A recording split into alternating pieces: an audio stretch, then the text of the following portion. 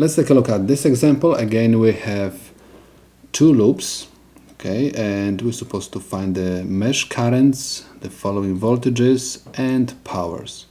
Please notice that every single voltage source has the same frequency, okay? So the very first thing which we're supposed to do, we're supposed to find the impedances of the inductor L1, we're supposed to find the impedance of capacitor C1 and impedance of inductor L2. Okay, so let's find ZL1. ZL1 is equal to pi FL1, which is equal 2 pi times the frequency, which is equal 1.7 kilohertz, times L1, which is equal 470 millihenries. Okay, so I have ZL1 equals, I'm going to use the calculator, so I have 2 pi times 1.7 exponent 3 times 470 exponent 3 negative. This is equal 5.02 kilo ohms and angle of 90 degrees. Okay, I'm supposed to remind you that impedance of the inductor goes always with angle 90 degrees, or we can rewrite this as J 5.02 kilo ohms. Okay, in order to make this problem a little bit simpler, I'm going to write that ZL is equal 5 kilo ohms and angle of 90 degrees. Okay, in order to simplify our calculations a little bit. So next we're supposed to find ZL2, okay, because we are dealing with the inductors first, so let's find ZL2, and this is equal to pi FL2. We have 2 pi times frequency 1.7 kilohertz times 200 millihenries. So ZL2 is equal, and I have 2 pi times 1.7 exponent 3 times 200 exponent 3 negative. This is equal 2.13 kilo ohms. I'm going to say this is 2 kilo ohms and angle of 90 degrees. Okay, most of the time I do not run the numbers, but later on we are going to deal with the determinants, so I want to make the calculations looking kind of simple. That's why instead of 2.13 I write 2 kilo ohms. Next, I'm going to find the impedance of capacitor C1, so I have ZC1 is equal 1 over 2 pi FC1. This is equal 1 divided by, open parenthesis, 2 pi times the frequency 1.7 kilohertz times C1, which is equal 47 nanofarads, close parenthesis, and this is equal 1 divided by, open parenthesis, 2 pi times 1.7 exponent 3 times 47 exponent 9 negative, close parenthesis. This is equal, I can say, 2 kilo ohms and angle of negative 90 degrees. Now we found the impedances of the inductors and capacitor, so we're supposed to find the sum of the impedances in loop 1. This is my loop 1. Okay, this is going to be my mesh current I1, and this is going to be my mesh current I2. So I have to find the sum of the impedances in loop 1. Z11 is equal, I have R1 plus ZL1 plus ZC1. Okay, so this is going to be the total impedance of the impedances in loop 1. So I have R1 equals 1 kilo ohm plus ZL1, which is equal 5 kilo ohms and angle of 90 degrees, plus ZC1, which is equal 2 kilo ohms and angle of negative 90 degrees. Okay, so this is equal, I have 1 kilo ohm, 1 exponent 3, plus 5 exponent 3 and angle of 90 degrees, plus 2 exponent 3 and angle of negative 90 degrees. This is equal 3.16 kilo ohms and angle of 71.56 degrees. Okay, so this is my Z11. Next, we're supposed to find Z12, which is equal to Z21. Z12 is the impedance between loop 1 and loop 2. Please notice that between loop 1 and loop 2 we have impedance ZC1. Okay, we have capacitor which is between these two loops. So I'm going to write that this is equal ZC1 and this is equal 2 kilo ohms and angle of negative 90 degrees. Okay, so my Z12 is equal to Z21 and this is equal 2 kilo ohms and angle of negative 90 degrees. Next I'm supposed to find Z22. Z22 is the sum of the impedances in loop 2. I mean R2 plus ZL2 plus ZC1. So I have R2 plus ZL2 plus ZC1, where R2 is equal 3 kilo ohms plus ZL2, we found this is equal 2 kilo ohms and angle of 90 degrees plus ZC1, which is equal 2 kilo ohms and angle of negative 90 degrees. So Z22 is equal simply 2 kilo ohms and angle of 90 degrees plus 2 kilo ohms and angle of negative 90 degrees. They are going to subtract each other, so we are going to end up with 3 kilo ohms and angle of 0 degrees. Okay, so we found Z22. Next we're supposed to find the sum of the voltages in loop 1. Okay, so please take a look at the direction of the mesh current. Okay, we go clockwise always. We assume that current I1 and I2 will go clockwise. Next we're supposed to look at the polarities of the voltage sources.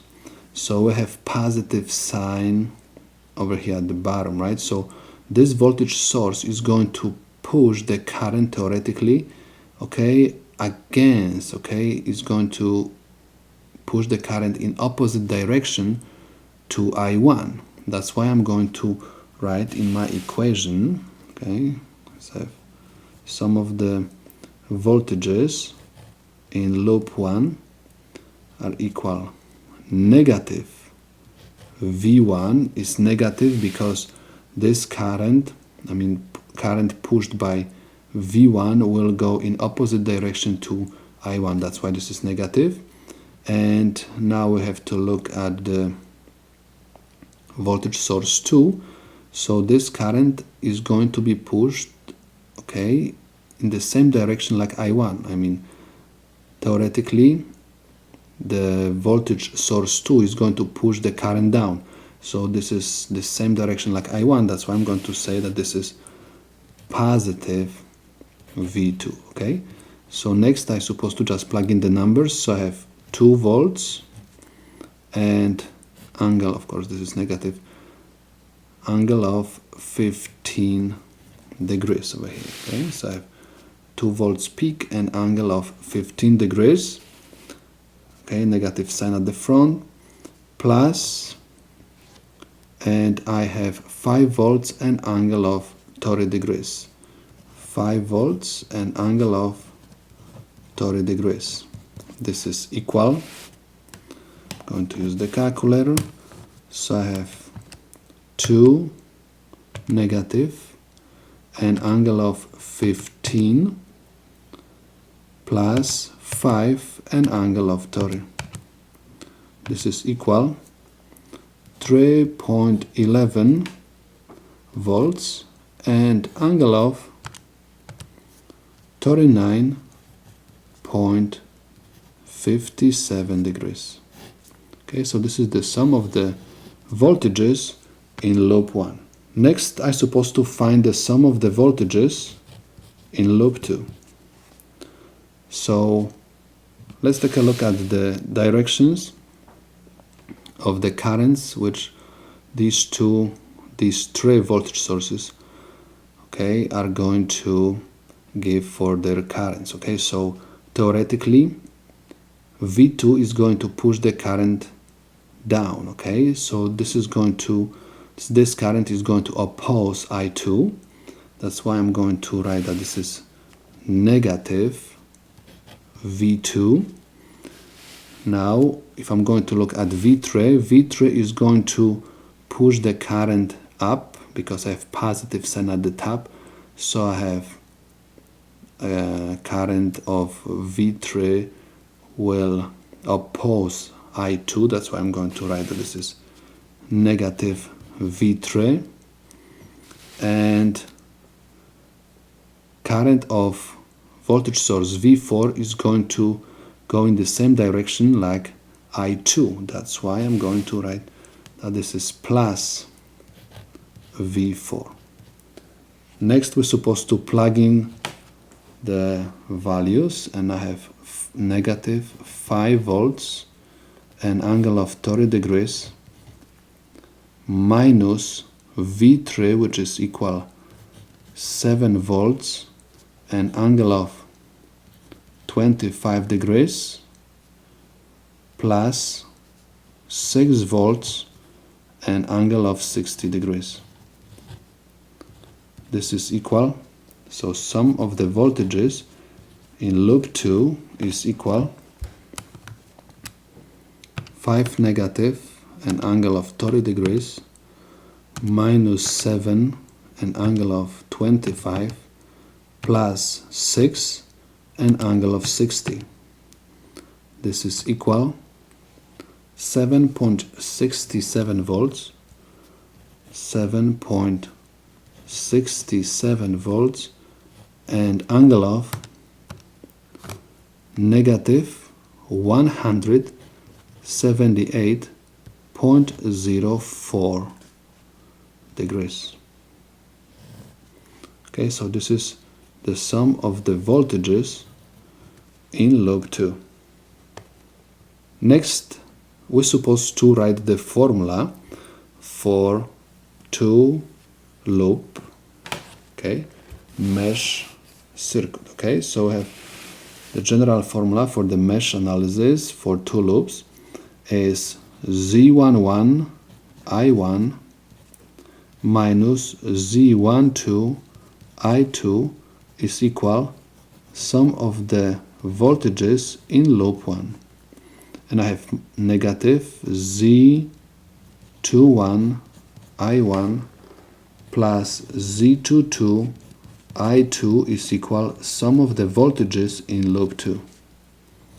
Okay, so this is my general formula for 2 loop network. Okay, so now I have to substitute my impedances and the voltages by the numbers. So I have Z11 Z11 we found is equal 3.16 kilo ohms and angle of 71.56 degrees. I1 minus Z12 we found this is equal to 2 kilo ohms and angle of negative 90 degrees. I2, this is equal sum of the voltages in loop 1, 3.11 volts and angle of 39.57 degrees. Okay, so next I have negative Z21. Z21 is equal to 2 kilo ohms and angle of negative 90 degrees. I1 plus Z22, which is equal 3 kilo ohms and angle of 0 degrees. I2. This is equal sum of the voltages in loop 1, which is equal 7.67 volts and angle of negative 178.04 degrees. Okay, so we got the mesh equations. Okay, these two equations are called mesh equations. Okay, so we got like two linear equations, so we are going to use right now the determinants to find the values of current I1 and I2. So let's find delta first. Delta is equal 3.16 kilo ohms and angle of 71.56 degrees, and I have negative 2 kilo ohms and angle of negative 90 degrees, and I have negative 2 kilo ohms and angle of negative 90 degrees, and we have 3 kilo ohms. Okay, this is equal. So now we have to multiply 3.16 kilo ohms and 71.56 degrees by 3 kilo ohms, and negative 2 kilo ohms, negative 90 degrees by negative 2 kilo ohms and angle negative 90 degrees. Okay, so let's use the calculator. So I have 3.16 exponent 3 and angle of 71.56 times 3 kilo ohms minus negative 2 exponent 3 angle 90 negative times negative 2 exponent 3 angle of 90 negative. This is equal 11.39. This is 11.39 mega ohm square and angle of 52.11 degrees. Okay, so this is my delta. Next, I'm supposed to find the number which I called NI1, the number which will help me to find current I1. So what I'm going to do, I'm going to simply replace the column in the delta. Okay, the first column I'm going to replace by the voltages, okay, from my mesh equations, and I'm going to leave the second column. Okay, so I'm going to write in this column my voltages, and I'm going to copy down this column. Okay, so I have N I1, okay, the number which will help me to find the current I1, and I have my voltages 3.11 volts and angle of 39.57 degrees, and I have 7.67 volts, an angle of negative 178.04 degrees. Okay, and my second column is going to be minus 2 kiloohms, negative 90 degrees, and I have 3 kiloohms over here. Okay, so let me repeat one more time. I simply, in my determinant, okay, I put instead of the first column the voltages, and I copy down the second column. Okay, so next I'm supposed to perform the multiplication. So if this times this minus this times that, so I have 3.11 an angle of 39.57 times 3 kiloohms minus negative 2 exponent 3 an angle of 90 degrees times this, times 7.67 an angle of 178.04 negative. This is equal 22.29 kilovolt ohm. An angle of, I have angle 72.59 degrees, 72.59 degrees. Okay, so this is my NI1. Next I'm supposed to find NI2. NI2. Again, I'm going to look at the calculations which I did for delta, and I'm going to copy down the first column, and in the second column I'm going to copy down the voltages, okay, from my mesh equations. So I have 3.16 kiloohms, an angle of 71.56 degrees, and I have minus 2 kiloohms, an angle of negative 90 degrees. So this is my first column from delta.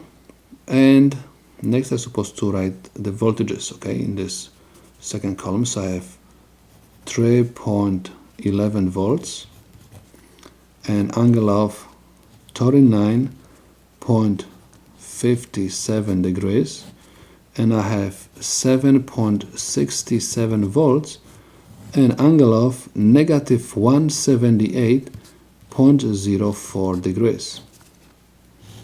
Okay, so this is equal. Now I'm going to use the calculator.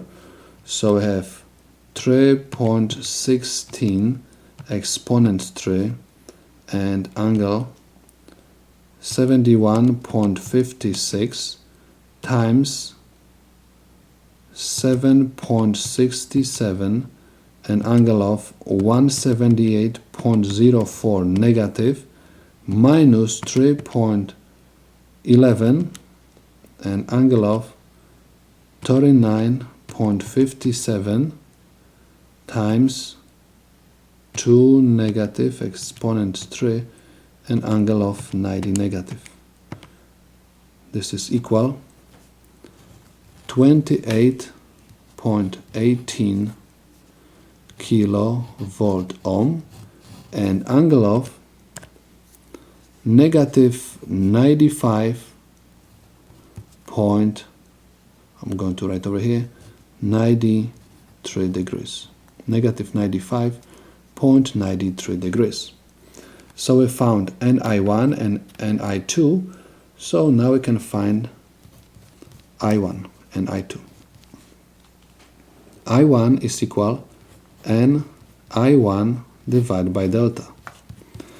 NI1 we found is equal 22.29 kilovolt ohm, an angle of 72.59 degrees over delta. We found that delta is equal 11.39 mega ohm square, and angle of 52.11 degrees. So ohm and square will cancel out, and I have 22.29 exponent 3, an angle of 72.59 divided by 11.39 exponent 6, an angle of 52.11. This is equal 1.95 milliamps, and angle of 20.48 degrees. Okay, so this is my current I1. Next, we're supposed to find I2. So I have I2 is equal NI2 divided by delta.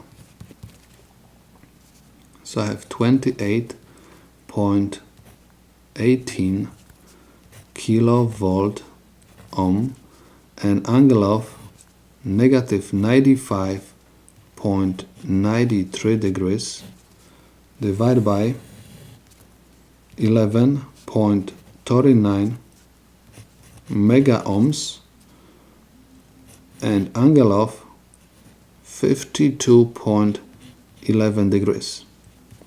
This is equal, okay, but I forgot about the square over here.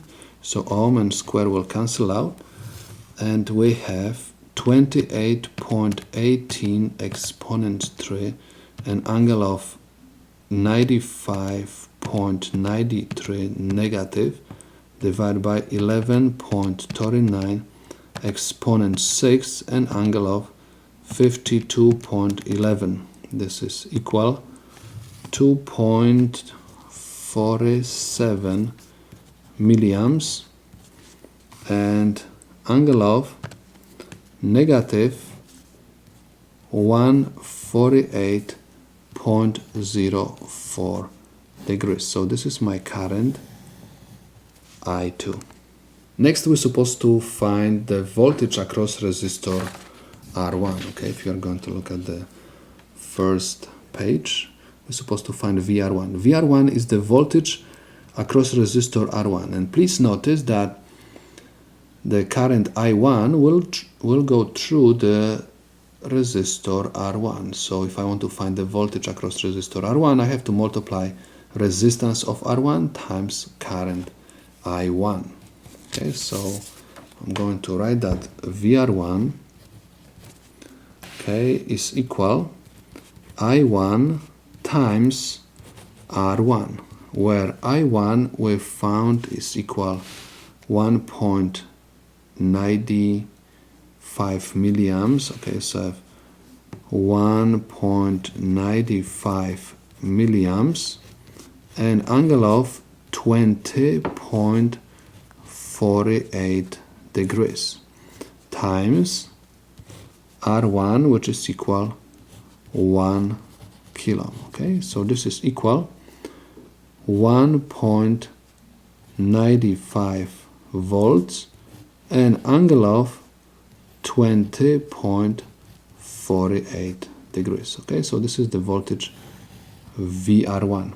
Next, we're supposed to find the voltage across the capacitor C1. In order to find the voltage across capacitor C1, I'm supposed to find the current which will go through the capacitor C1, and the current which will go through capacitor C1 is the combination of two currents, I1 and I2. Please notice that at the capacitor they are going to flow in opposite directions. So I1 will go from the top to the bottom and I2 will go from the bottom to the top. So in order to find the current IC1, we're supposed to simply subtract these two currents. So I have IC1 is equal I1 minus I2. So where my I1 is equal 1.95 milliamps and angle of 20.48 degrees minus 2.47 milliamps and angle of negative 148.04 degrees. Okay, I'm going to use the calculator. So IC1 is equal 1.95 exponent 3 negative and angle of 20.48 minus 2.47 exponent 3 negative and angle of 148.04 negative. This is equal 4.39 milliamps and angle of 26.89 degrees. Okay, so this is equal 4.39 milliamps and angle of, one more time, is 26.89 degrees. Okay, so this is my current IC1. Now I'm ready to find voltage across capacitor C1. So I have VC1 is equal IC1 times ZC1. IC1 we have 4.39 milliamps and angle of 26.89 degrees times ZC1, which is equal, we found 2 kilo ohms and angle of negative 90 degrees. Okay, so I have VC1 is equal, I have 4.39 exponent 3 negative angle of 26.89 times 2 exponent 3 and angle of 90 negative. This is equal 8.78 volts and angle of negative 63.11. So I have 8.78 volts and angle of negative 63.11 degrees. Okay, so this is the voltage across capacitor C1. Next, we're supposed to find the voltage across inductor L2. Okay, so voltage across inductor L2 we are going to find by multiplying I2 by ZL2. Okay, because current I2 goes directly to inductor L2. So I'm going to write that VL2 is equal I2 times ZL2, where I2 we found is equal 2.47 milliamps and angle of negative 148.04 degrees times ZL2, and we found this is equal 2 kilo ohms and angle of 90 degrees. Okay, so we found that VL2, this is going to be equal 2.47 exponent 3 negative angle of 148.04 negative times 2 exponent 3 and angle of 90 degrees. This is equal 4.94 volts, 4.94 volts, and angle of negative 58.04 degrees. Okay, so this is the voltage across inductor L2. Next, we're supposed to find the power at resistor R2. Okay, please notice that the current I2 goes to the resistor R2. That's why I'm going to use current I2 and resistance R2 to find the power. And please notice that in this problem we are dealing with the peak voltages, so the currents which we found, they are also peak currents.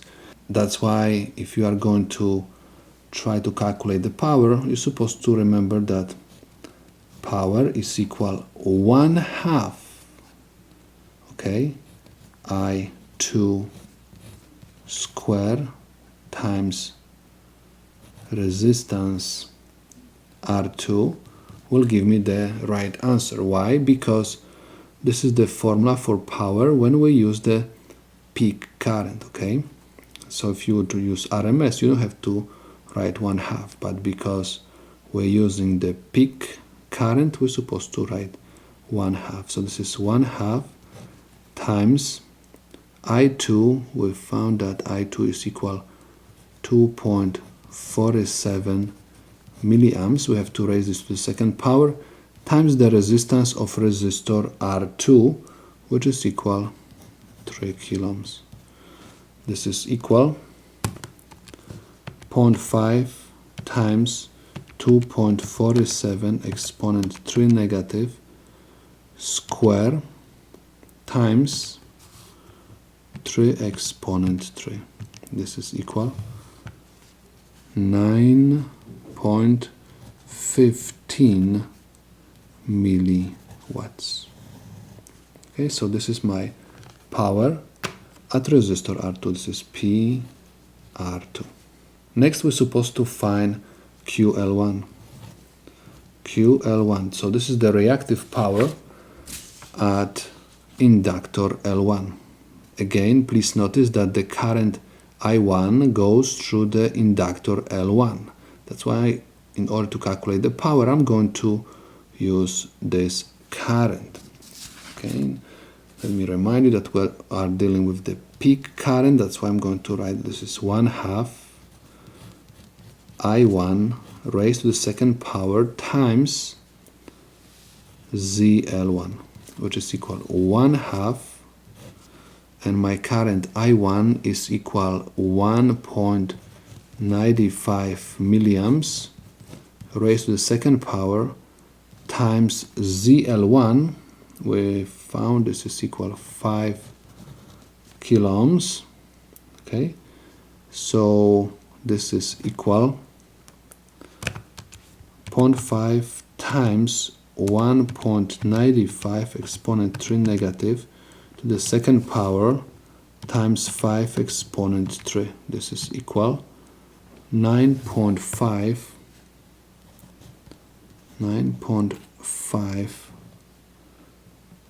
millivolt ampere reactive. So this is the reactive power at inductor L1. Next, we're supposed to find the reactive power at capacitor C1.